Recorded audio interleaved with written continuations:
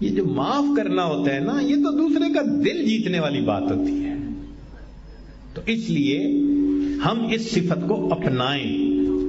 چنانچہ ہمارے بزرگوں نے لکھا ہے کہ 11 چیزوں سے 11 چیزیں قائم ہوتی ہیں.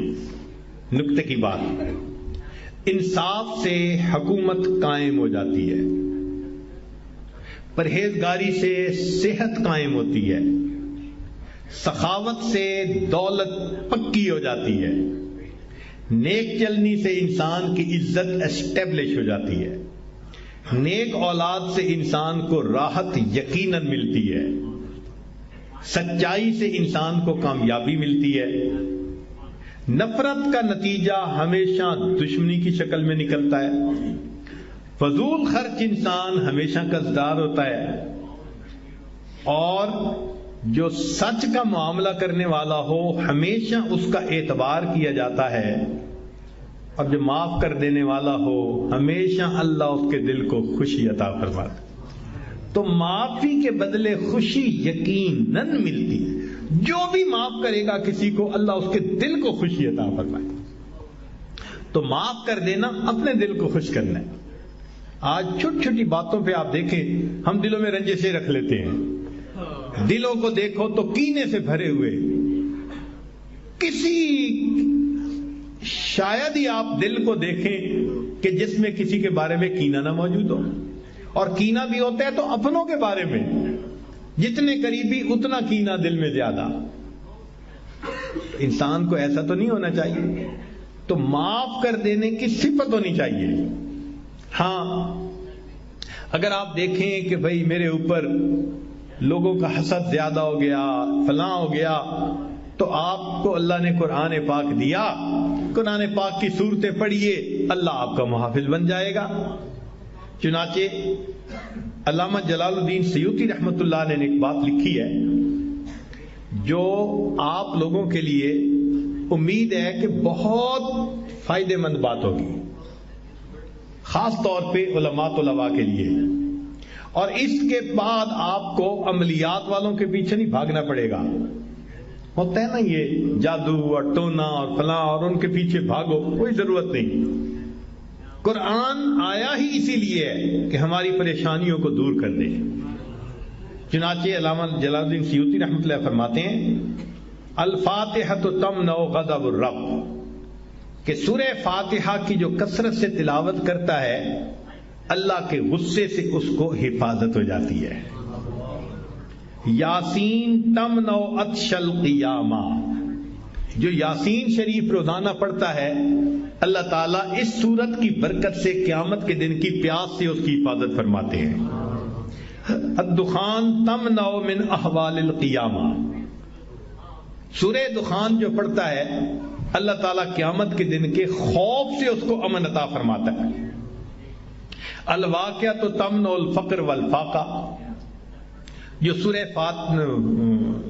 واقعہ کی تلاوت کرتا ہے اللہ تعالیٰ رزق کی تنگی سے اس کی حفاظت فرماتے ہیں. الملک تمنع عذاب القبر، سورۃ الملک تبارک الذی بیدہ الملک، اس کو باقاعدگی کے ساتھ پڑھنا یہ قبر کے عذاب سے انسان کو بچا لیتی ہے. الکوثر تمنع خصومۃ الخصما،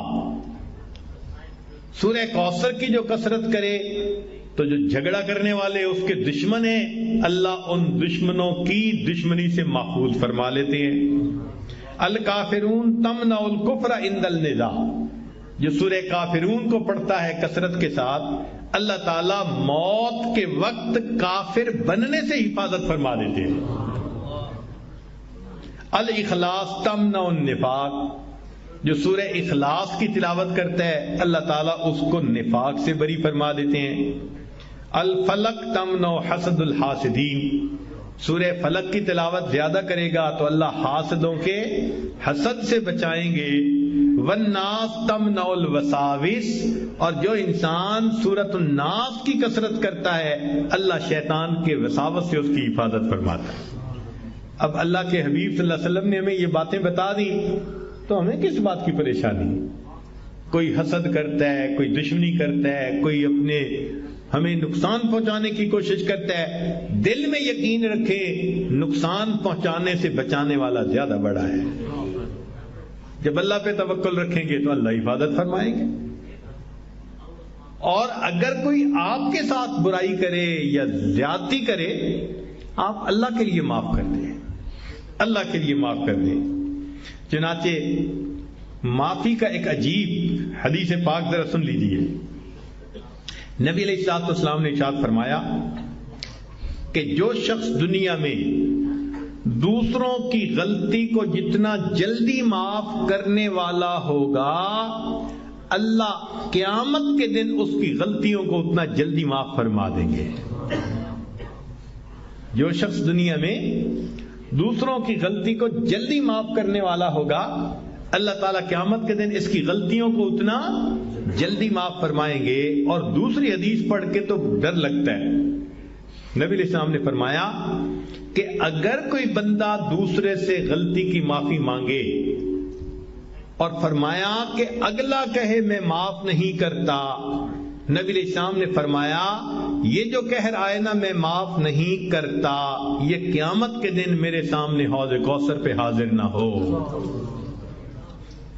یعنی دوسرے لفظوں میں اللہ کے حبیب صلی اللہ علیہ وسلم نے فرمایا میں اس بندے کی شکل نہیں دیکھنا چاہتا۔ اب ذرا سوچئے کہ یہ معاف کر دینا کتنا اہم ہوتا ہے کہ اگر کوئی مسلمان معافی مانگے اور دوسرا کہے کہ جی میں معاف نہیں کرتا، نبی علیہ السلام نے فرمایا کہ جو کہتا ہے میں معاف نہیں کرتا، یہ قیامت کے دن حوض کوثر پہ میرے سامنے آ رہا ہے، میں اس کی شکل نہیں دیکھنا چاہتا۔ تو معلوم ہوا جو غلطی ہو جائے تو معافی مانگنے میں جلدی کریں، اور اگر کوئی معافی مانگے تو ہم اس کو جلدی معاف کر دیں۔ کیوں؟ اس لیے کہ آج ہم صاحب اختیار ہیں، ایک وقت آئے گا کوئی اور صاحب اختیار ہوگا۔ تو ہم بھی تو چاہتے ہیں نا کہ اس دن اللہ ہماری غلطیوں کو معاف کر دے۔ اس لیے ہمیں چاہیے کہ نبی علیہ الصلوۃ والسلام کی جو مبارک سیرت ہے کہ آپ غلطی والوں کو معاف فرما دیتے تھے، ہم اس صفت کو اپنائیں اور عفو درگزر کی عادت ڈالیں۔ ذرا ذرا سی بات پہ ہم دشمنیاں کر لیتے ہیں، دلوں میں کینے بھر لیتے ہیں، اینٹ کا جواب پتھر سے دینے کی کوشش کرتے ہیں، بدگمان بن جاتے ہیں۔ میرے دوستو، دنیا میں رہنے کے لیے فرشتے کہاں سے لاؤ گے؟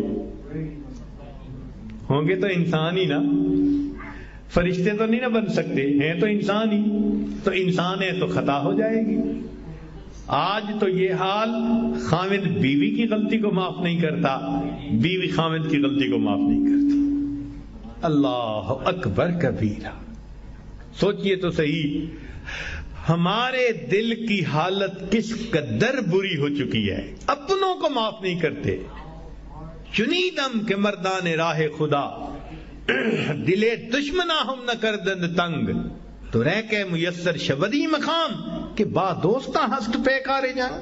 میں نے سنا ہے جو اللہ والے ہوتے ہیں وہ تو دشمنوں کے دلوں کو تنگ نہیں کرتے، اور تجھے یہ مقام کہاں سے مل گیا، تو اپنوں کے ساتھ جنگ کر رہا ہوتا۔ ایک مسجد ہے، ادھر بھی داڑھی والا، ادھر بھی داڑھی والا، ادھر بھی ٹوپی والا، ادھر بھی ٹوپی والا، ادھر بھی نمازی، ادھر بھی نمازی، اور آپس میں ایک دوسرے کے ساتھ ہم الجھے ہوئے ہوتے ہیں۔ یا اللہ، پتہ نہیں ہمارے اندر یہ معاف کر دینے والی صفت کب آئے گی، کب ہمارے دل کے اندر وسعت آئے گی، اور ہم سمجھیں گے کہ انسان ہی غلطیاں کرتے ہیں۔ اگر کوئی غلطی کر بیٹھا اور ہمیں اللہ نے توفیق دی کہ معاف کر دیں، تو ہم پہلے سے معاف کر دیں۔ ہم معاف کرنے کی عادت ڈالیں گے، دیکھنا اللہ رب العزت قیامت کے دن ہمیں کتنا جلدی معاف فرما دے۔ ہمارے بزرگوں کی سوچ کیا ہوتی تھی، سبحان اللہ۔ ایک واقعہ سنا کے بات مکمل کرتا ہوں۔ ایک بزرگ تھے، حج کے سفر پر گئے، حج کے سفر پر گئے، ان کے ہاتھ میں ایک تھیلا تھا، اس کو ہمیانی کہتے ہیں۔ یہ ایسے عورتوں کا پرس ہوتا ہے نا، تو مردوں کے ہاتھ میں ایسے تھیلے ہوتے تھے پہلے، اس میں اپنی ضرورت کی چیزیں ڈال لیتے تھے، تو وہ ہمیانی تھی ان کی، اس میں ان کے پیسے بھی تھے، سارا کچھ تھا۔ ایک نوجوان آیا اور اس نے جلدی سے دوڑتے ہوئے جو ہمیانی ان سے چھینی اور چھین کے بھاگ گیا۔ اب وہ بزرگ بڑے حیران، کہ کوئی نوجوان میرے پیسے ہمیانی سب کچھ چھین کے بھاگ گیا. تھوڑی دیر انہوں نے دیکھا، پھر اپنے گھر کی طرف چل پڑے. اللہ کی شان کہ جس نے ہمیانی چھینی تھی نا، یہ تھوڑی دور آگے گیا تو اچانک جو اس کے کیفیت ہوئی تو اس کی آنکھوں کی بینائی چلی گئی. کئی دفعہ ہوتا ہے نا، بیٹھا ہوا آدمی اٹھے تو آنکھوں میں اندھیرا آ جاتا ہے، تو اس کی بھی ایسی حالت ہوئی کہ اس کی آنکھوں میں اندھیرا، بینائی چلی گئی. لو جی، اس نوجوان نے تو رونا شروع کر دیا. لوگوں نے پوچھا کیوں روتے ہو؟ کہنے لگا کہ میں نے ایک بندے کا تھیلا چھینا، پیسے چھینے، مجھے لگتا ہے اس نے بد دعا کی، اللہ نے میری بینائی چھین لی. ان کا بھئی وہ بندے وہ کہاں ہے؟ کہنے لگا فلاں حجام کی دکان کے قریب. انہوں نے کہا ہم تمہیں لے جاتے ہیں اور ہم وہاں اعلان کرتے ہیں، اگر وہ وہاں ہوں بڑے میاں تو وہ تمہیں معاف کر دے.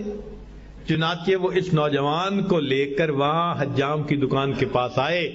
حجام سے پوچھا بھئی ایسا بوڑھا آدمی جو تھیلا لے کے گزرتا تھا، اس نے کہا دن میں 5 مرتبہ نماز کے لیے آتے جاتے ہیں، وہ اگلی نماز کے لیے پھر یہیں سے گزریں گے، تم انتظار کرو. سب انتظار میں بیٹھ گئے. اتنے میں وہ بڑے میاں بھی آ گئے.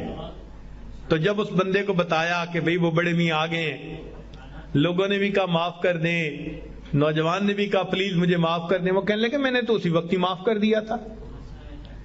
بھئی معاف کر دیں. وہ بزرگ کہنے لگے میں نے تو اسی وقت معاف کر دیا تھا. وہ کہیں جی یہ آپ کے سارے پیسے لے کے بھاگ گیا اور آپ کہتے ہیں میں نے اسی وقت معاف کر دیا تھا. وہ کہنے لگے ہاں مجھے خیال آیا تھا جس کی وجہ سے میں نے اسی وقت معاف کر دیا تھا.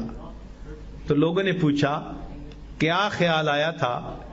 تو وہ بڑے میاں کہنے لگے کہ جب یہ میرا تھیلا لے کے بھاگ گیا تو میرے ذہن میں خیال آیا قیامت کا دن ہوگا اور میں اگر اللہ کے سامنے مقدمہ پیش کروں گا تو اس بندے سے حساب لیا جائے گا، اور جتنی دیر میرے اور اس کے مقدمے کے فیصلے ہونے میں لگے گی، آقا صلی اللہ علیہ وسلم نے فرمایا میں امت کا حساب مکمل ہونے سے پہلے جنت میں نہیں جاؤں گا.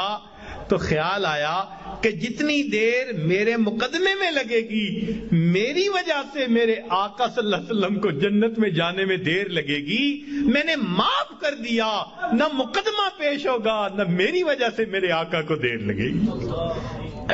آج ہماری اگر یہ سوچ بن جائے تو ہم ہر ایک کو معاف نہ کر دیں کہ ہماری وجہ سے تو ہمارے آقا کو دیر نہ لگے نہ جنت میں جانے میں. اللہ اکبر کبیرہ. رب کریم ہمیں وہ ظرف عطا فرمائے، ہم اللہ کے بندوں کو اللہ کے لیے معاف کر دیں. حضرت اقدس نے حکیم الامت رحمۃ اللہ نے لکھا ہے ایک بندے کی بیوی سے بڑی غلطی ہو گئی تھی، چاہتا طلاق دے دیتا، گھر بھیج دیتا، سزا دیتا. کہنے لگا ندامت ہو رہی ہے اس کو، چلو اللہ کی بندی کو معاف کرتا ہوں. فوت ہوا، اللہ کے حضور پیشی ہوئی، پوچھا کیا لائے؟ کہنے لگا کچھ نہیں لایا. فرمایا تم نے ایک مرتبہ اپنی بیوی کو میری بندی سمجھ کے معاف کر دیا تھا، آج میں بھی تمہیں اپنا بندہ سمجھ کے معاف کر دیتا ہوں. ہم بھی اپنے گھروں میں اپنی بیٹی کو، اپنے بیٹے کو، اپنی بیوی کو، اپنے بھائی کو غلطیاں ہو جاتی ہیں، باتیں ہو جاتی ہیں، تو بجائے دلوں میں کینہ رکھنے کے اور بجائے دلوں کے اندر دشمنی پالنے کے، ہم اللہ کے لیے معاف کرنے کی عادت ڈالیں. یہ نبی علیہ الصلوۃ والسلام کی عادت مبارکہ ہے.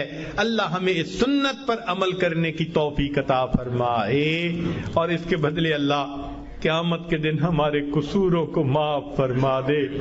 میرے دوستو ہم اس کے زیادہ محتاج ہیں. دوسرے نے تو ایک غلطی کی ہوگی اور ہم نے پتہ نہیں اللہ کے کتنے گناہ کیے ہیں. اگر ایک غلطی کو معاف کرنے پہ وہ پروردگار سب گناہوں کو معاف کر دے تو سستا سودا ہے.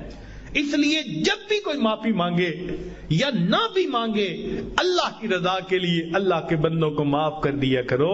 اللہ تعالی ہمیں اس صفت کے ساتھ بقیہ زندگی گزارنے کی توفیق عطا فرمائے. وآخر دعوانا ان الحمد للہ رب العالمین.